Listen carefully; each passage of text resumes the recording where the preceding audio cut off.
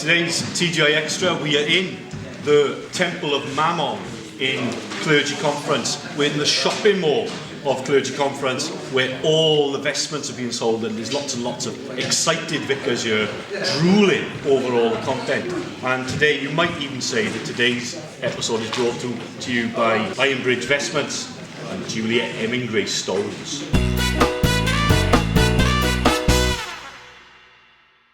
Today's question we're answering is off Lorena, and she asked, why do people wear special clothes in church, and what does all that mean?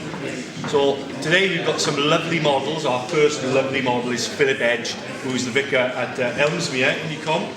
And Philip is modelling for us today because he's very excited about the tat stole, the owl and the stole. Now, Philip, tell us something about the owl and where that comes from, what it all means.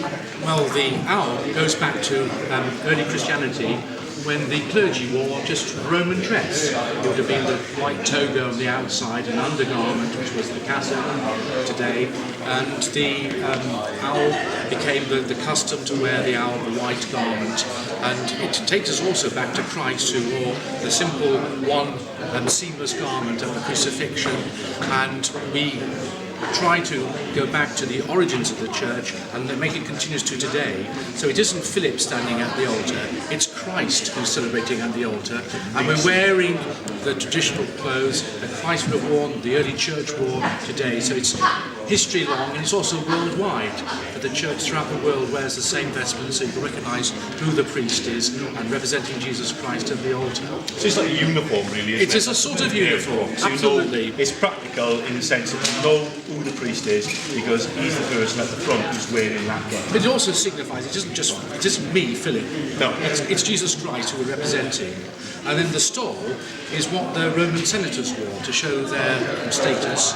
And so the stole signifies that we're priests. And if you're a deacon, you wear it over the shoulder. Show us the deacon way. Show us the deacon way. Let's get it wrong. Which side it should be on? It goes across that way. That way. Yeah, across tie that. And tie it on the and when side. you're ordained a priest, isn't it? What happens is you put it over the other side. Yeah, absolutely. Right. And when I did it, mine was all wonky, and my wife had to come up and sort me out. It was all... And the other thing is, when you put the stole on, what you actually do is you kiss the stole. There's always a cross on the back. There's always a cross. So you kiss Christ because you're signifying that you're going into the service being the Christ figure. And mine's got a Celtic knot. Celtic, yeah. But I kiss it, and mine looks all dead minging, and I haven't got it because I've been kissing it so much.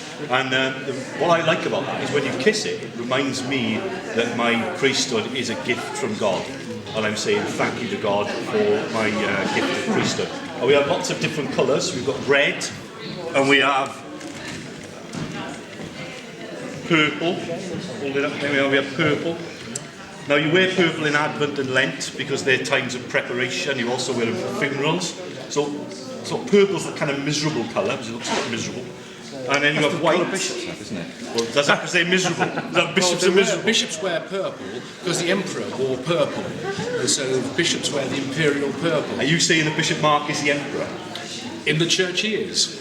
I'll hold you to that. All right, so next time you argue with Bishop Mark, I'll say, didn't he say on camera, yeah. Philip Edge on camera said that you are the emperor? Insignificance. Insignificance, not the emperor in Star Wars, so that's okay. So if he's the emperor, I'll be Darth Vader, really. So we have white, which we wear Easter, Christmas, wedding, celebration time. Yeah. And we also wear, this is another type of stole. Sometimes stoles are a bit decorative like this. And this one's got sheep on because I'm Welsh. I don't wear sheep because I'm Welsh. And this is for ordinary time or Trinity, which is all about growth. Now we've got a lovely other model in Ecom, a bit more glamorous than Philip. Oh, excellent, right. So we've got Mary here, and she's wearing choir dress, which is the other type of kit that you can wear. And I also, as well, are reliably informed by Dan that stoles and owls are in the Bible because it's the white robed army of martyrs, isn't it? Yeah. And as well, we're stoles in Revelation. I don't know where they are, but I'm sure Dan will let you know. So I'm an Anglo-Catholic. I don't have to know about the Bible. Yeah, that's the point, isn't it? So we have here with the choir dress, and with the choir dress, basically, it's the same sort of thing. We have the cassock, and then we have the surplice, the cassock. There we go. Don't show any leg. Right, yeah.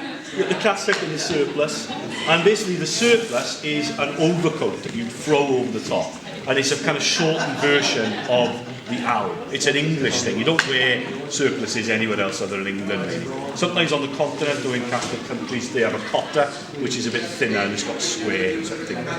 And also as well you've got the preaching scarf on, which we didn't know what it was for. We had a chat about it. And it's for preaching, but we don't know why. If anybody does know why, Dan, you're evangelical, why do you have preaching scarves? It's to show that you're trained as an academic. What mics are you talking about? Yeah. It's to show that you've been trained as an academic, so that you have the authority, the academic authority to preach God's word. And you usually have the academic hood to show your qualification, where you've studied. That's right. Yeah. Although in church I would wear this to conduct funerals, and I wouldn't wear an academic hood because that's not what is done in the church in which I minister.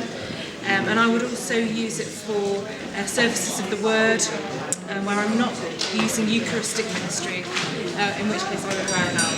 There we go. So it depends on what you're doing and the context to what you wear, basically.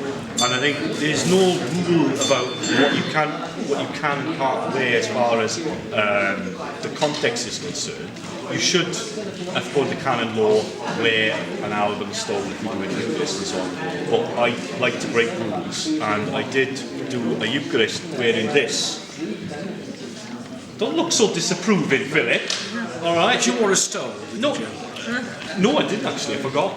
So, but I did it because we were on pilgrimage in Scargill, and it was a different sort of context. If I'm doing a home communion, I might be wearing, my black suit. I would have put a stole on to show that I'm the priest. I know, but I didn't do it because I forgot. So, well, probably would have done. Anyway, so I wore this, and I think the thing is with it is that we wear special clothes no matter where we are to show who we are. So the reason I wear this, which is a Captain America t-shirt, is basically because I'm a nerd and I like Marvel stuff. And that shows that. If I'm going to Download, I'm going to the Download Festival in a few weeks' time, and I'll wear my Iron Maiden Dances of Death World Tour t-shirt because I am an Iron Maiden fan. But when I'm at the altar, I'll wear the priestly garb because I am doing the priestly things. I am celebrating, standing in place of Christ. Now then, just to finish with this last little thing,